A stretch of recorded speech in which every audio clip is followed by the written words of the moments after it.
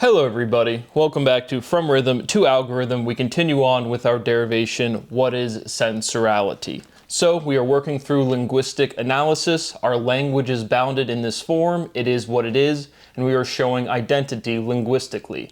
Sensorality produces conceptualization, the quality of being a sensor. Anytime you put ality at the end of a word naturally, functionality, operationality, you're saying the quality of an operation, the quality of a function. And so that is empirical natural evidence. And then we have this use, the natural use of the word sensor. How do we spell that? And so we're looking to show the spelling as a geometric consequence. I am a person, I have sensation, I have sense. My microwave does not have sense in the same way that I do. And so when I click reheat on my meal, it says sensor with an S. That is not consistent. And so the conceptualization, sensorality, produces the linguistics that is on your screen, and we're looking to show the spelling as a geometric consequence with logical motivation, with conceptual motivation. Why should we spell sensor with an S versus with a C? And so that is our motivation. We are working through linguistic analysis. There is consistency to this assignment of letters to meaning, right? We have sound associated to meaning. Go to the store means something different than do a backflip. And so the way we represent our meaning with letters has consistency. And so we're finding this definiteness. By definition, definitions are definite, right? They're finite. They're unique conceptualizations that have meaning, or representations of conceptualization that has meaning. And so we're just working through our derivation to arrive at what is a sensor by direct proof of linguistic analysis by direct iteration. So a lot of steps moving through. Sensorality is an opera. So we take operation, again we have this irreducibility. All of our linguistics, all of our mathematics is bounded by physical things. That's where it emerges from. Sound is the base of language. And that sound reflects the geometry of the objects moving. And so we have this dichotomy. We talk about open and closed systems. Specifically, there are no closed systems. What does that mean directly physically, right? My notebook right here, it has a temperature. So it's radiating. It's sitting there vibrating. The best conceptualization we have right now is this background radiation. Mass is discrete, density is definite. Light is not a particle moving through something. For right now, it's effectively the background. Mass is the thing that moves. That movement causes radiation. But everything is radiating because everything has temperature. Nothing is not moving. And so when we say open and closed systems, right, I can physically rip off a page that removes mass, that changes the overall property structure of what my notebook is. And so that system is open in the sense that it's interacting. It's locally stable, it's not conducting electricity, it's not radiating in the sense of like decreasing its overall mass like a radioactive decay. And so it's not radioactive, but it has temperature. And so that's what we mean by open and closed. Everything has temperature, everything can exchange or interact with everything around it. Nothing is isolated. Everything is connected, but nothing is touching because of our electric charge. And so mass is this emergent property, charge is the fundamental thing. We're still in this dichotomy. Is charge positive and negative? Is that a right dichotomy? Everything has dichotomy, but charge is charge. And so all of the conceptualization is already resolved, but working through our linguistics for this proof, for this definition, what is a sensor? And so we have this irreducibility in language. Sensorality is an opera directly truncated from the word, the linguistic representation, operation. And so then again, we have this relationship of R and N, where literally the geometric structure contains the letter R. Very easy to see on your screen, but R is congruent to N. N contains R. And so opera, open, right? Operation, we have this relationship there. Just working through our steps, sensorality is operality. And so this is what would be called, again, geometric linguistics. How is this consistency represented in the shapes of the letters we use to represent sounds? Sensorality is operality. Is specializing stabilizing? Right? Is it useful for your career to have a specialty? Does it stabilize your income? Giving you some conceptualization to the things I'm saying, but the words are completely general. This is the entire logical structure to describe conceptualization, all of the language that we have available to us. So we say as language as a whole means all of expression, all of meaning. Not Russian or English or French. Language is language, the whole edifice. Is specializing stabilizing? Sensorality is necessariality. So again, our big containment, certain words, generosity contains all of the letters of energy. And when you say somebody has good vibes, you are literally saying directly generosity, which is a generalized form of energy, but it's complete. When you are saying generosity, you are saying energy. And that's the same thing with necessity, necessary, and essence. Right? It's the same necessary. Necessity contains essence. Sensorality is seriality. Essence contains cess. Is cess necessary? Again, frankly, the conceptualization there, right, is going to the bathroom necessary? Yes, all biological life uses the bathroom. But cess is shit. Sensorality is penalty. Sensorality is peniality. What is speciality to peniality? What is stench to stretch? Elasticity stretches. Sensorality stretches. Range is a stretch. Sensorality sketches. Sensorality is sketchy. Sensorality is itchy. Is odor itchy? So when I'm going through these derivation steps, it's both conceptualization and linguistic progression. The conceptualization always comes first. That produces some amount of linguistics. Sometimes that linguistics, the words that it produces, contains other words directly immediately, not just a direct derivation. And other times it's a continuation of the elementality. Go to a restaurant, look at the words on your screen, but when you go to a restaurant and you see like a little pamphlet or like the specials or the deals for today, and then you see like the font, right? Design is something that preserves the elementality of, right? Objects are discrete things. Those letters take up space, right? Letters occupy space. And so you can see the geometry and the symmetry of like someone sitting down and saying, hey, we're going to describe our lunch menu as efficiently as possible. We're going to have to use these letters. And you can see the elementality, how much space each letter takes up. And so we're reducing this whole structure geometrically. Again, forcing what is the correct spelling of censorship. What is it with an S? Is it with a C? What applies to what? But when I'm going through these steps, a lot of the progression is the elemental slot. You can feel the spacing of which letters can go where, and then you can iterate directly from that, or it's just a direct progression of the conceptualization. Because all of the linguistics has to be consistent to the conceptualization. And then we have some sort of natural inversion. Again, is 7 even? Right, directly spells out the word even, but we have this inversion in geometry that's reflected in linguistics as well. Is odor itchy? What is somber to melancholy?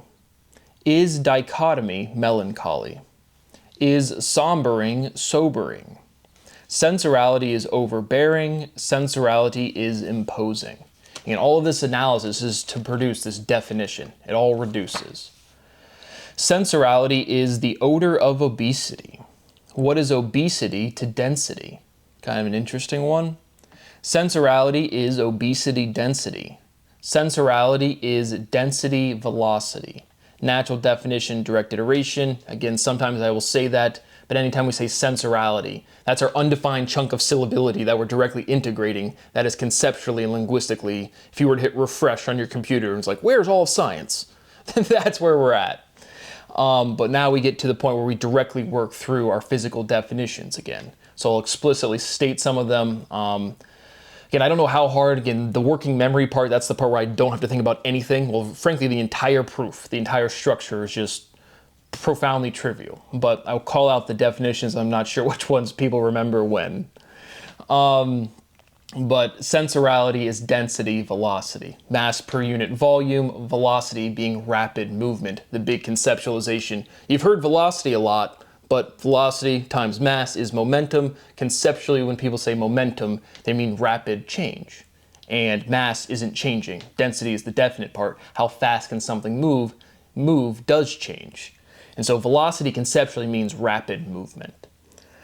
Natural definition, direct iteration. What is odorosity to sensorosity? So now we know what odor is, and we're getting to a point where sensorality is definite. Sensorality is sensorosity. Natural definition, direct iteration. What is sensorosity to generosity? Sensorality is the essence of sphericality. Natural definition, direct iteration. Again, sphericality contains the syllability, the letters assigned to meaning, of special. Sensorality necessitates sphericality. Empirically evident by physics, all of our galaxies, all of our planets, anything, all of the electrons to other electrons, all of the protons to other electrons, everything acts like a little sphere to everything else. Sensorality necessitates sphericality. Sensorality necessitates generosity. Energy is necessary. And that's the fundamental theorem of physics. I also have generosity is necessary. Fundamental theorem of logic, consistency is necessary. Sensorality is the essence of consistency. Again, is 7 even? Why is the base syllability of solution solute when the base of a solution is a solvent? Right, we have this preservation of inversion logically and linguistically, but it's consistent, and we can show that linguistically. But consistency is necessary. You can be consistent and wrong, but if you're inconsistent, you can't be right. Sensorality is the essence of consistency. Natural definition, direct iteration. Sensorality is the essence of sense. Sensorality is science sense. Sensorality is social science sense, street smarts. Sensorality is contemporaneosity. Sensorality is temporality. Temporal is another word that gets consensus usage, phrasing you'll hear out in the wild, so to speak. It's always kind of like weird. It's very temporal, and it's just like, I'm always like, are you just kind of like using that word randomly? Or you have your temporal lobe, which is well defined, and then people just kind of say temporal randomly. Sensorality is temporality. Is temporality temporarity or temporary? Right? Is temperature temporary? Temperature is transient. Another word people use directly logically in the economics world is they'll say transitory when they mean transient. We've pointed out explicitly, but we've given up on our long lost Andrew Ross Sorkin should be in jail yesterday. What is temporary to necessary? Sensorality is odor demand. Right, last time we've proven, again, need is demand, entirely conceptually, holistically complete. But sensorality is odor demand. Natural definition, direct iteration. What is fluency to fluidity? Sensorality is fluiditality. Natural definition, direct iteration. Sensorality is viscosity. Censorship is resistance. Is viscosity visceral? I don't like to be told what to do. I have resistance to my actions. No, don't tell me what to do. And some of these steps I know we've hit. Is cereal visceral? As we said, Captain Crunch versus Fruit Loops, it's one of the most contentious things that ever seen. But emphasizing the direct iteration, visceral, cereal. Viscosity produces entropy. Resistance to movement produces disorder. So that's a restatement of the fundamental theorem of physics. Resistance produces disorder. So we have chronology in our linguistics. Clearly there's chronology in the events occurring, but there's so much language that gets produced, we have to find this definite chronological consequence, which stabilizes our definition. Viscosity limits energy. Right? Resistance to movement limits movement potential. Energy is movement potential. Viscosity is the inverse of velocity. Velocity is rapid movement. Sensorality is generosity, viscosity. Right? Resistance to being helpful. Resistance to being generous. Is velocity generous? Is generous rapid? What is power to viscosity? Power is energy velocity. Sensorality is power viscosity. Again, conceptually, you should follow along. There should be no problem, right? Sensorality is power viscosity, resistance to power. Sensorality resists power, natural definition. Sensorality resists energy velocity. Sensorality resists velocity. Sensorality resists rapidity, right? How rapid does anything change? Whoa, whoa, whoa, whoa, whoa. Doesn't matter what the change is, it's just different. Too different, too fast, resistance to that in its complete generality. Because again, we're literally going from linguistics, 3 syllables, to physics, or fundamental stability of 2, definitively. Sensorality resists rapidity, natural definition, direct iteration. Sensorality is rapid pity. Again, just producing this overall linguistic structure in which we can derive definitiveness. Sensorality is gradiality or gradiality. Wasn't sure on the pronunciation what I wanted to go for here, but that's kind of the point. We're working up to this unique phonetic, this unique physics, this sound paired to this linguistics, and it's complete, it's definite, it's unique. Speciality is special with an ITY. You've never heard speciality, you've heard special, and the definition, the natural tendency to differentiate for sexual antagonism is immediately true. And that's what we're getting to with sensorality.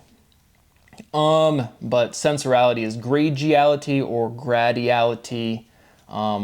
Just pointing out the pronunciation. It's kind of obscure right now. Gradiality is gradient. And then we kind of extend it out to that gradient. Gradient is evident, direct iteration. And gradients exist because of this discreteness. Gradients produces a spectrum, which is, again, Professor Carroll's on a lot of those. Is graduation gradual? Sensorality graduates, right? Graduate. Graduation completes. What is graduation to congratulations?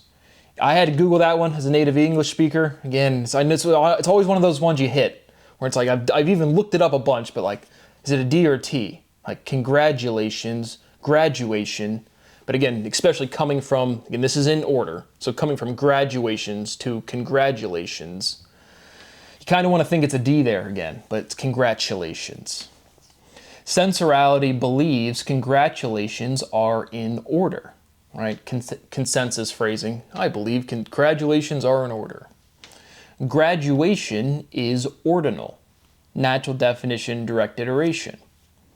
What is celebration to congratulations? Is congratulations algorithmic? Emphasizing the G. So now making some progress there, I think. Again, because from rhythm to algorithm, this entire structure of these videos was produced by the reduction of speciality. What is gore to glory?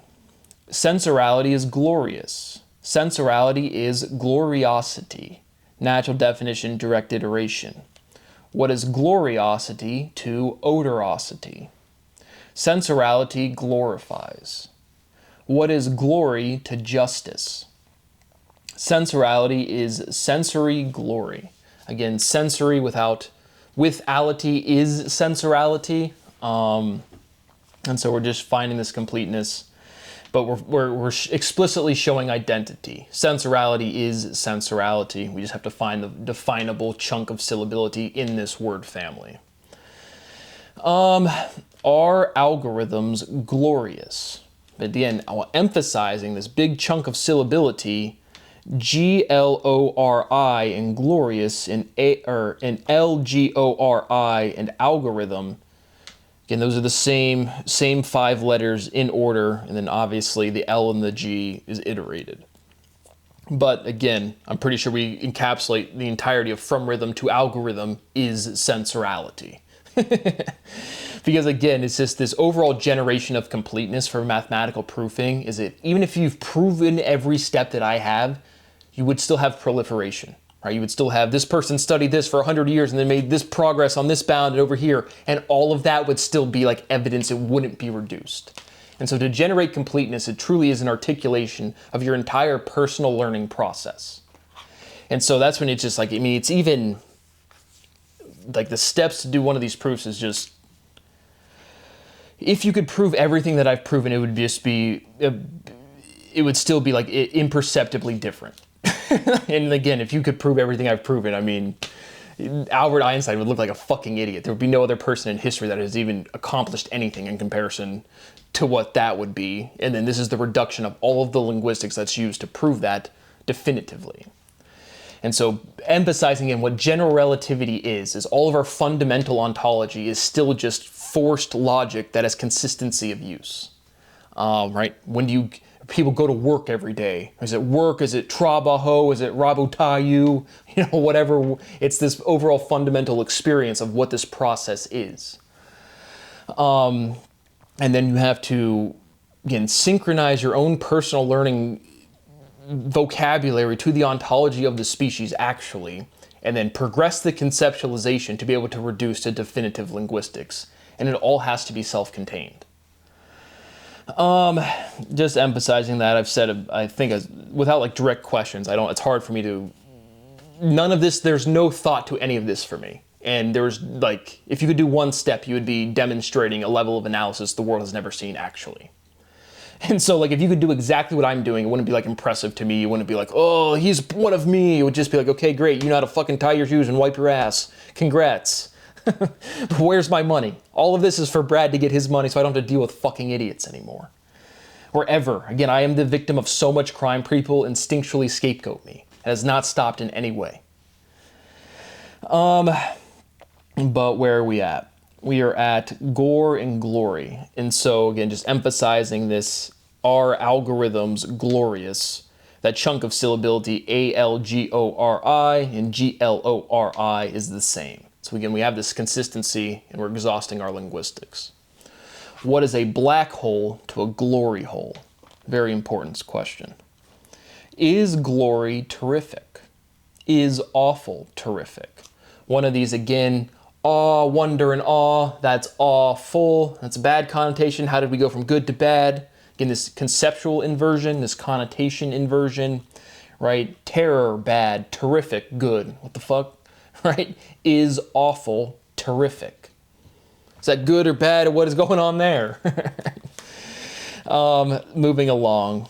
Sensorality is awful taste, right? Somebody says consensus, you have awful taste in so-and-so. That is what we're highlighting. Sensorality is qualificationality. What is equality to qualifying? Sensorality qualifies. What is qualification to ratification? Ratification is legalization. What is legalization to censorization? Is legality censorship? Is lethargy legal? Lethargy. Is legality complete? Is law complete? Is theme complete? Again, we won't complete, all of the questions are just to highlight, if I had to take two pairs of words and want to make, not just list words, I put them into a question, but it's not like, they could have answers, but it shows definitive connection between. We're just showing identity this entire time. And so like we won't complete sensorality. Like we will have defining, in the same way we don't have what is the total concepts, name all of the contexts in which somebody would be called special. You can't articulate that. We have a conceptual basis of what you're definitively doing, a definition. And so we'll have a defining chunk of syllability that gives us our complete conceptual definition for sensorality, but again, which the context in which sensorality would be applied is infinite. We're finding definite in, again, this infinite set that's infinitely bigger than numbers, or the entirety of what you've called mathematics. Which is really, again, you guys are doing linguistics, but you're not. You guys are just, you have to publish my work and acknowledge what's going on. But sensorality is complete discreteness. Is censorship discrete? What is discretion to description? What is description to absorption? Sensorality completes description. What is description to inscription? Inscription engraves. Is glory grave? Grave is vital, right? You've made a grave mistake. Grave is vital. Is grave essential? Again, really emphasizing the G. Again, filter, we need to say that at some point. Sensorality is probably containing algorithm, or it is an algorithm. Algorithms filter sensor. Sensors filter algorithms. Again, we're just working through our stuff. Because you can't like rush it. The overall conceptual progress that's the thing you cannot change, you cannot speed up, you cannot slow down, at least for me, and then the actual articulation of the logic is trivial. Well, it's work, I have to sit down and write some stuff, but the actual, again, formalization is what takes time. The realization can't turn it off.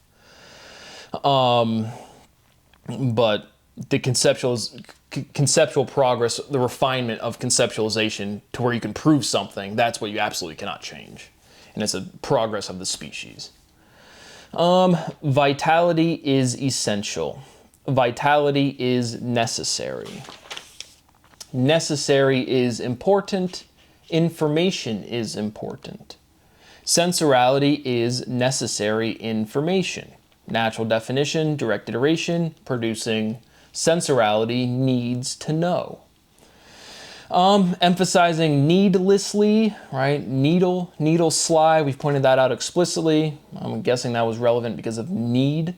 But again, it's just the overall order. Because you start with conceptualization, then you kind of like derive down, then you kind of like build back up.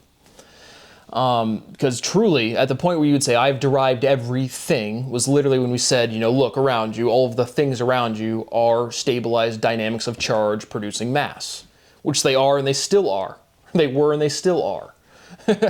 But it's like that is when we definitively described everything. Now we're just like refining our definition to its definite, until it's definite. But sensorality is need to know, kind of highlighting this step of we started with needlessly as needle sly, and now we're deriving down. And this whole time we're kind of like, again, cycling, iterating through the same concepts. We've certainly already hit the word form probably like 9 months ago of the actual stabilizing syllability. We just need the conceptual motivation to say, hey, we're going to switch this letter. Hey, we're going to iterate this word. Hey, we're going to demonstrate the form of solution, not just here's an answer, which we've already done still. Still can't emphasize that enough. But now we get to one of these big questions, certainly a resolution of, we'll just get to the resolution. What is knowledge to information? Right? What is the edge of the universe? All right? What does that syllability contain an answerable question? Right? What is the edge of knowledge? Well, we've just produced tautology. Right? It's not differentiated. Edge is knowledge. Right? Edge is edge. We haven't said anything new. So we have this complete ability, this fundamental stability of two, this identity, but then we have openness. We have some sort of chirality, some sort of asymmetry, some sort of definiteness that makes it unique. That's definable. And that's what sensorality is the remainder, the leftover letters, literally, from defining speciality is special with an ITY. But the edge, what is the edge of knowledge is directly tautology. Sounds interesting. And we can say, what is universe to knowledge as like a set consideration? What has bigger cardinality? What is bigger, the universe or knowledge? Well, what do you mean by universe? Right? You live in your own little universe. We all live in our own little many worlds. And so when people conceptually say universe, they mean awareness. Right? They're literally observable universe, what we are aware of with fundamental measurement. And on a direct personal level, you say your universe, your world are the things you are aware of. And then directly, literally, universe is one verse. The things we're all aware of is universal experience. And so to the linguistics, right, what is the edge of the universe? Right, what is the edge of knowledge is tautology, but we can literally state sensorality is universal knowledge. And then directly, literally, completely and entirely, sensorality is the edge of verse. And so that directly answers conceptually when people say, what is the edge of the universe? Because edge is this geometric identity. I don't want to say, again, back to our containment statement, edge is like the end of the word. It's no, the complete word, the letter L, which is like a line in the word edge. And So I don't know if we could say that's, again, an amalgamation or it's contained within the word, but it's direct tautology. What is the edge of knowledge? And then what is the edge of the universe is a direct statement of what is the edge of verse. Sensorality is the edge of verse. Natural definition, direct iteration. What is glory to greed? Greed is unnecessary. Greed is the opposite of need. Natural definition, direct iteration. Then even to, again, what is the edge of verse? Again, we don't run out of words. You, the individual dies off, but the words keep coming. No, life goes on. And so again, it's the true resolution is it's not a meaningful question, but that's linguistically complete. You can't conceptualize and form a question that says bigger than what's the edge of the universe? What's the edge of knowledge? Because when you're saying universe, you're saying your own world, your understanding, your awareness. What is verse to awareness? But moving along, greed is the opposite of need. Natural definition, direct iteration, obviously emphasizing the double E progression. Greed is not great. Greed is not good. Greed is not demand. And so now getting back to need is demand. Greed is not need. Greed is not demand. Greed is not in demand. Fundamental theorem of emotion. Sensorality is in demand. Sensorality is on demand. And so we continue to work through our analysis. Again, there's no there will be again, I think the realization to reduce speciality or sensorality is poignant or whatever. But again, we hit poignant stuff all of the time. And I'm over here sitting my parents are getting older. Are they ever going to see me just not be profoundly T-word until I'm D-word? Actually. I am over here begging truly for a little bit of money to eat properly, to sleep properly, and to work. I have earned a profound amount of money. It is my property. We turn on the TV, Elon Musk is allowed to make $1 trillion. All these people are allowed to make money. My personal life is so fucking destroyed because of money. Nothing would change my life more than a little bit of money that I've rightfully earned. I continue to emphasize that. My rights continue to be violated. I continue to beg for a little bit of money to eat properly, to sleep properly, and to work. My rights have been violated so profoundly and for such an extended period of time. I continue to beg to the international community for asylum. You guys have ruined my life. You guys have ruined the progress of science. You absolutely fundamentally do not care. You cannot care. No one gives a fuck about anything. So I continue to emphasize at no point in time, do everything you can to my estate. There's another word, estate. To never allow the United States of America in all practical sense to benefit from anything I've ever done. You cannot avoid the form of logic, and if you want to snuff out my life as I fucking live it, to my estate, legally and lawfully punish every prioritized punishment to Americans of theft of my property, and there's nothing else for fundamental science. You are never allowed to watch my videos, you are never allowed to go to any building, to any company, to any organization associated with my work, which is absolutely, literally everything. So besides direct disruption to practical functionality of society, and I just say that like someone's gonna give me some money and let me fucking live, but I have no expectation that's going to ever happen. So to my estate, fuck everybody, punish everybody legally and lawfully, every penny that I am owed, collect it. Do not let my property to be distributed out into the world to any extent whatsoever. If people wanted to change their behavior today, I might change my tone, but as of current time, I live at my parents' house. I will never live a day of my life because of profound criminal activity, and you guys cannot open your mouth and try to describe the world around you or say fucking anything without directly stealing my property. It's a scientific fact. It's physically inevitable. It's already happened. But nobody cares. We're going to lie, we're going to cheat, and we're going to steal, and we're going to be so pathetic that we cannot take responsibility for our actions. I have seen that behavior from everybody I have ever met to a point where it's provably impossible for anything to change. That is how we are in the situation we are in. I continue to ask for a little bit of money. That is all I have for right now. Thank you for watching. See you on the next one.